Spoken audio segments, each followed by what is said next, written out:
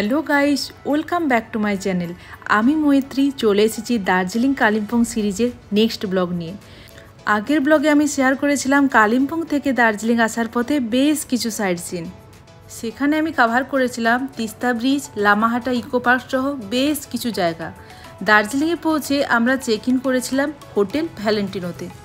সন্ধেবেলায় গিয়েছিলাম দার্জিলিংয়ের এক অতি পরিচিত জায়গা ম্যাল রোডে।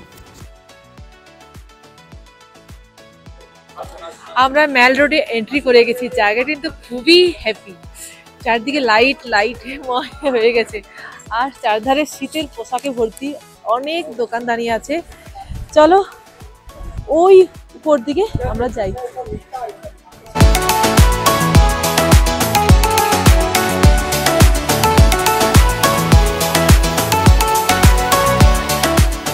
আর এই দার্জিলিং ম্যাল রোড দিয়ে হাঁটতে হাঁটতে আমরা এখন এসে পৌঁছেছি গ্রিনারিজ। অনেক ছবি দেখেছি, অনেক ব্লগ দেখেছি, আজকে আমরা এখানে দাঁড়িয়ে আছি। বেশ সুন্দর জায়গাটা, জানেন তো, বেশ হ্যাপেনিং। আর এখানে যদি আপনারা কিছু কেনাকাটা করতে চান, এখানে শাল আছে, সোয়েটার বেগেরা, জ্যাকেট, সমস্ত কিছু আছে এখানে। যেরকম ফর এক্সাম্পল বলছি, 200 টাকা থেকে শুরু করে শাল টাল সব পাবেন। টুরিস্ট স্পটের দাম একটু আধটু বেশি হবে, কম বেশি, কিন্তু এমনি মোটামুটি জিনিস ভালো, খারাপ নয়। যাই হোক, তো এই জায়গাটা একটা বেশ অনেক ফটো টটো তুললাম আমরা, সমস্ত কিছু ফটো টটো তুলে একটা কাইন্ড অফ বলতে পারেন আপনি ল্যান্ডমার্ক। যাই হোক, এই জায়গাটা ছেড়ে এবার আমরা যাই আগে এগিয়ে।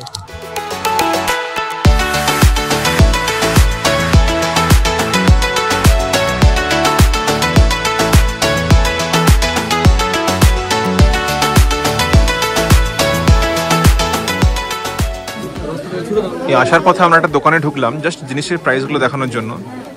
দেখুন, এরকম 200, 450, 795, আর এখানে কিন্তু বার্গেনিং এর কোনো অপশন নেই। যা নেবেন আপনি ফিক্সড প্রাইস পুরো জায়গাটাতে। দোকানটা কিন্তু বেশ ভিড় আছে। এরকম অনেক দোকান আপনারা পাবেন, যদি কিছু কিনতে চান তো নিয়ে নিতে পারেন। ওই দূরে যেরকম দেখা যাচ্ছে ওই কোটগুলো 1195 করে, সমস্ত 750, 895, 995 এরকম। জায়গাগুলো বেশ সুন্দর, আপনারা এসে একবার দেখতে পারেন। এখানে দোকানটাতে আছি তো মোটামুটি ধরুন যেগুলো লং কোট সেগুলো 2600, 3000, 2500 এরকম। খুব একটা ডিফারেন্স কিছু আমি দেখছি না, যদিও যেটা আমি অনলাইনে দেখেছি আগে। আর এখানে যেটা জিজ্ঞেস করলাম যেগুলো লোকাল জিনিস কিনা, লোকাল জিনিস নয়, আমার মনে হয় গড়িয়া নিউ মার্কেট থেকে সমস্ত কিছু নিয়ে এসে এখানে বিক্রি করছে। আমি স্পেশালি এই দোকানটার কথাই বলছি। এনিওয়ে, রাস্তার ধারে যেগুলো দেখলাম, যেখান থেকে আমরা শালটা নিলাম ওই গ্লেনারিজের সামনে, সেখানে কিন্তু মোটামুটি এরা বলছে লোকাল জিনিস। যাই হোক, আমরা একটু আগের দিকে যাই, ওখানে দেখি আর কি কি জিনিস পাওয়া যাচ্ছে।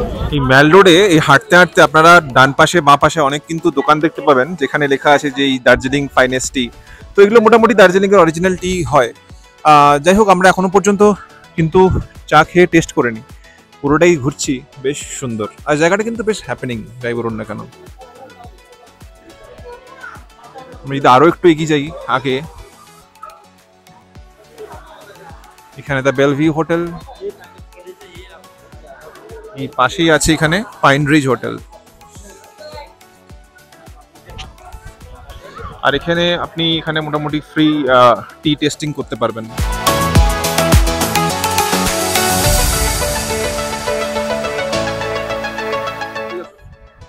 আমরা এখন ম্যাল রোডের একেবারে শেষ প্রান্তে চলে এসেছি, আর এখানে প্রচুর ঠান্ডা লাগছে। ম্যাল রোডের ভেতরে তো ঠান্ডা লাগেনি, এই ফাঁকা জায়গাটায় এত ঠান্ডা লাগছে কি বলবো।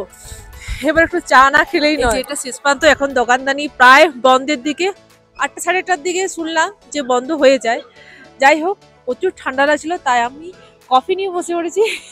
চলো কফি খাই, তারপর যাবো হোটেল। দার্জিলিংয়ের ম্যাল রোডের জমজমাটি পরিবেশ সত্যিই মন কাড়ার মতন। সন্ধেবেলাটা কীভাবে যে কেটে গেল বোঝাই গেল না। রাস্তার দুপাশে বিভিন্ন ছোট বড় দোকান দেখে শপিং করার লোভটা কিন্তু সামলানো বেশ জটিল।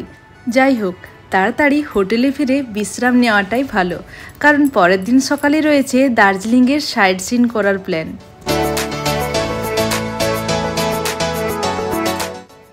আজকে আমাদের 4 দিন হয়ে গেছে, কোনো জায়গায় আমরা এই জিনিসটা দেখতে পাইনি, কিন্তু আজকে দার্জিলিংয়ের হোটেল থেকে, হোটেলের জানলা থেকে আমরা দেখতে পাচ্ছি। চলো, ফাইনালি আমরা এই হোটেল রুম থেকে একদম কাঞ্চনজঙ্ঘা দেখতে পাচ্ছি।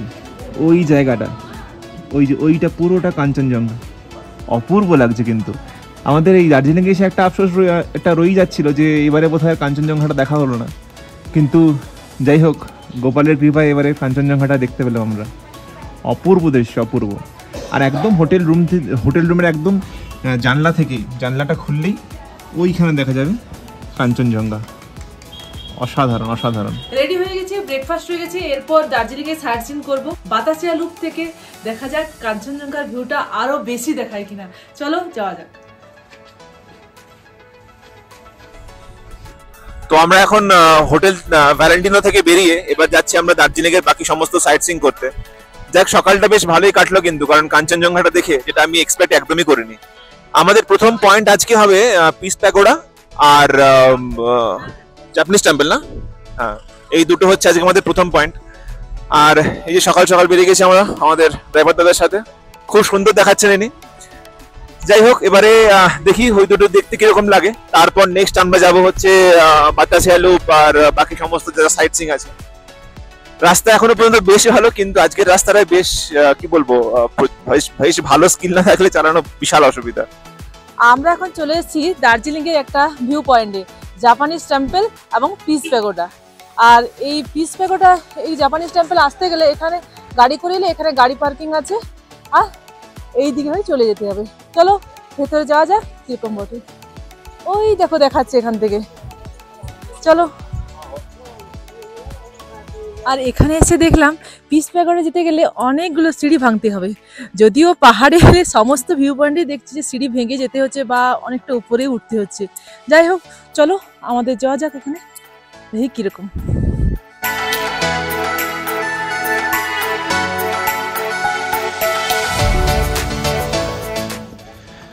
আর এই সামনেই পিস প্যাগোডা, আর চারিদিকটা বেশ সুন্দর, কিন্তু একদম পুরো কুয়াশা কুয়াশা, পুরোটাই মেঘে ভর্তি একদম। আর আমরা যদি ঠিক ওই ব্যাক সাইডে ঘুরি, আমরা কিন্তু ক্লিন দেখতে পাবো কাঞ্চনজঙ্ঘার ভিউ।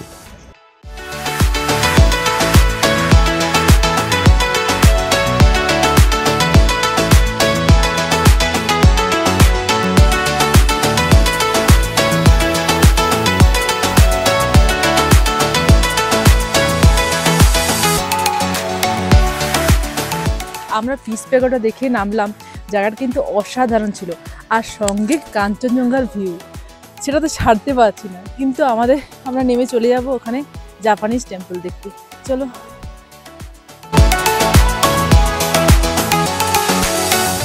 আমরা এবার যাব জাপানিজ টেম্পলে। এই যে এখানটায় ছোট্টের মধ্যে বাইরের থেকে দেখা যাবে, চলো ভিউটা দেখি।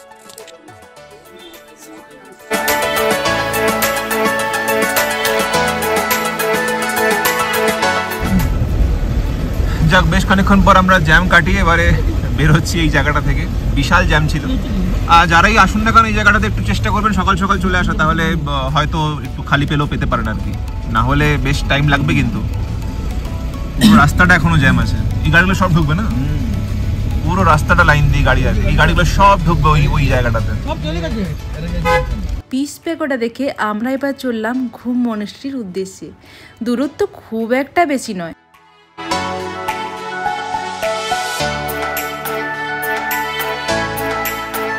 আমরা এখন আরেকটা ভিউ পয়েন্ট এসে দাঁড়িয়েছি, নাম হচ্ছে ঘুম মনেস্ট্রি।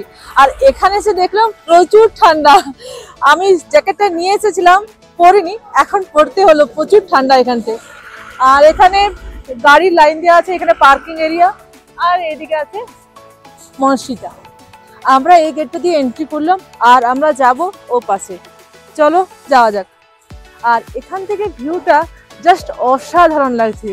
পাইন ফরেস্ট দেখাচ্ছে এখান থেকে, তার সঙ্গে ছোট ছোট ঘর এখান থেকে ছোট ছোট দেখাচ্ছে। দারুণ লাগছে জায়গাটা, অপূর্ব।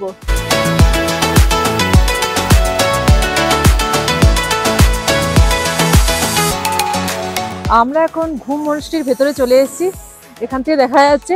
আর এখন কাজ চলছে, সারাইয়ের কাজ চলছে।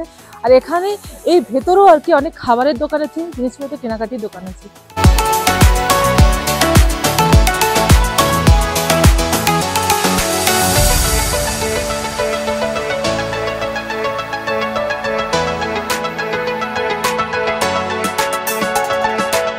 আর ওইখানে ঘুম মনেস্ট্রি থেকে বেরিয়ে আমরা যাবো এবারে গাড়ির দিকে।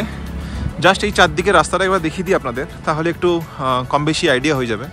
এখানে তো পুরোটা পার্কিংয়ের জায়গা, আর ওই পেছনে বেশ কিছু ছোটোখাটো দোকান আছে চাটা খাওয়ার জন্য, স্ন্যাক্সের জন্য।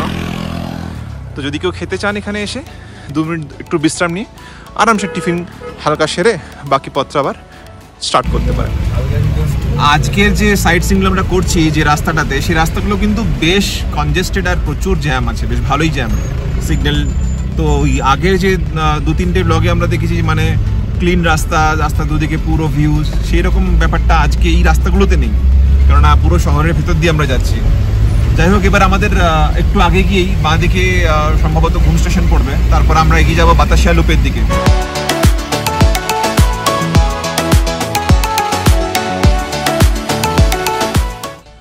আমরা আর একটা ভিউ পয়েন্টে চলে এসেছি, নাম হচ্ছে বাতাসিয়া লুপ। এখানে আছে টিকিট কাউন্টার। চলো টিকিটের প্রাইস কিরকম কি সবই তোমার সাথে শেয়ার করছি। চলো, এটা হচ্ছে টিকিট কাউন্টার। আমাদের টিকিট কাটা হয়ে গেছে পার হেড 50 টাকা করে। আর এর ওপেনিং টাইম হচ্ছে সকাল 5টা আর ক্লোজিং টাইম হচ্ছে সন্ধ্যে 7টা। চলো এরপর যাই ওদিকে কিরম কি আছে। একটা শব্দ পাচ্ছি, দেখি মনে হচ্ছে টয় ট্রেন আছে। চলো।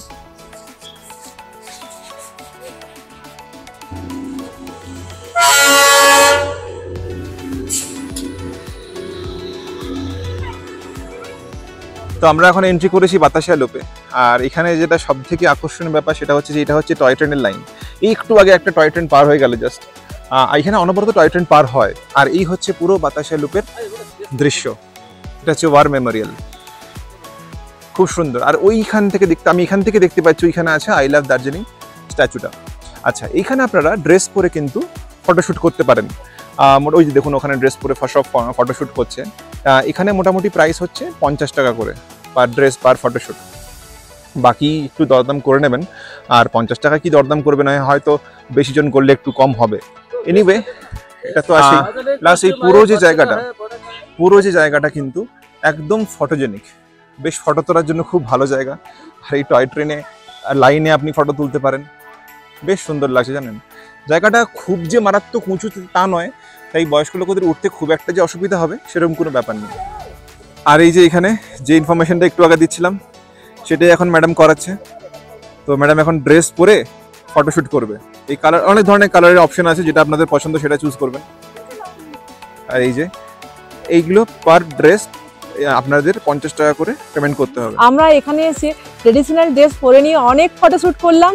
আর এখন তো পুরো জায়গাটা মেঘে ঢাকা পড়ে গেছে। এই যে চায়ের বাকেট নিয়ে নিয়েছি, এবারে যাবো চা তুলতে। চলো।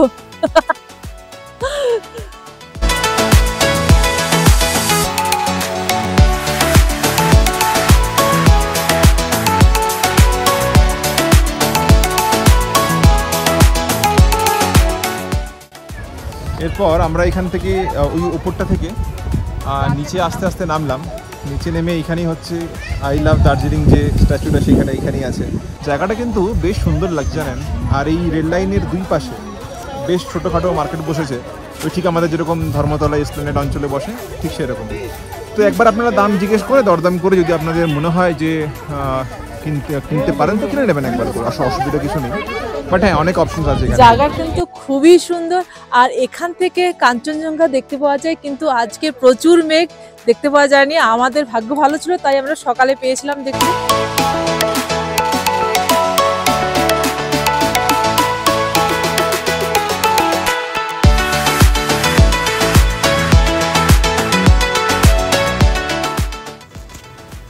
বাতাসিয়া লুপের সেই অসাধারণ প্রাকৃতিক দৃশ্য দেখে এবার আমাদের পরবর্তী গন্তব্যস্থল পদ্মাজা নাইডু হিমালয়ান জু। আমরা চলে এসেছি দার্জিলিং এর আরেকটা ভিউ পয়েন্ট, সেটার নাম হচ্ছে পদ্মাজা নাইডু হিমালয়ান জুতে। চলো দেখা যাক, এখান থেকে দেখাচ্ছে, গেটটা দেখাচ্ছে এখান থেকে। চলো। আর আমরা আসার পথেই ওই দিকে আছে এদেরই নিজস্ব গাড়ি পার্কিং এর জায়গা। আর একটা বলে রাখি, এটা হচ্ছে কিন্তু ওয়ান ওয়ে, মানে যদি এখানে কাউকে আসতে হয় তাহলে ঘুরে ওই ওপর থেকে আসতে হবে। যাই হোক, আমরা এবারে এন্ট্রি নিতে চললাম এই পদ্মাজা নাইডু হিমালয়ান জুতে। আর গেটের সামনেই আছে টিকিট কাউন্টার। টিকিটের প্রাইস আমি দেখিয়ে দিচ্ছি এখানে। পার পার্সন 110 টাকা, আর ফরেনার হচ্ছে 180 টাকা। আমরা এন্ট্রি করে গেছি, টিকিট কাটা হয়ে গেছে। আর এপাশে আছে জুলজি ঘরকে কোথায় কি আছে সব কিছু এখানে দেওয়া আছে, মানচিত্রটা এখানে দেখে নেওয়া ভালো, কোন দিকে কি আছে সব দেখে নিয়ে তারপর আমরা চলে যাচ্ছি ভিতরে। আমরা এই দিকটা দিকে যাব। এই দিকে যেতে যেতে অনেক কিছু এখানে আছে অ্যাকচুয়ালি, মানে রেড পান্ডা থেকে শুরু করে ওলফ অনেক কিছু আছে।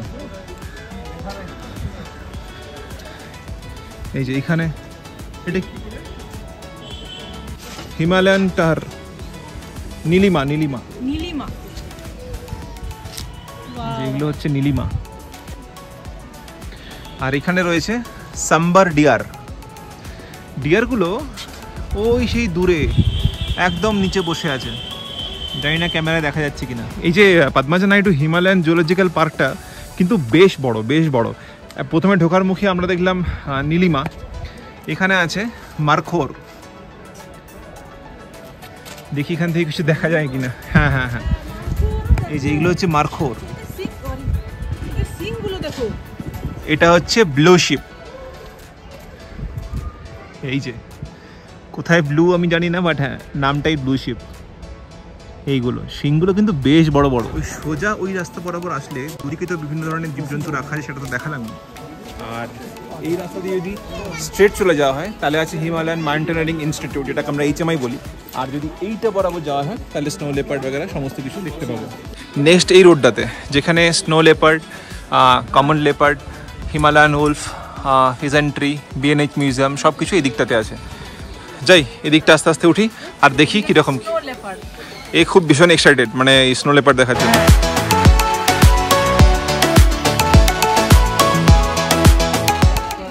আর এই স্নো লেপার্ড দেখে বেরিয়েই এইখানে আছে কমন লেপার্ড, ওই যেটা ওই জায়গাটা বসে আছে।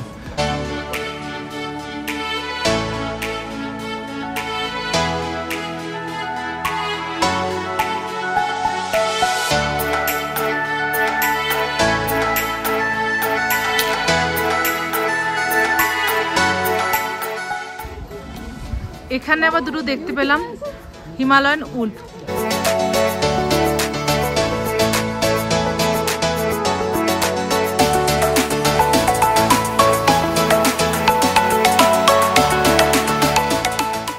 আমরা দেখে এলাম জু, ছোট হলো ভালোই বটে, অনেক পশু আমরা দেখিনি, এখানে এসে দেখলাম প্রথম।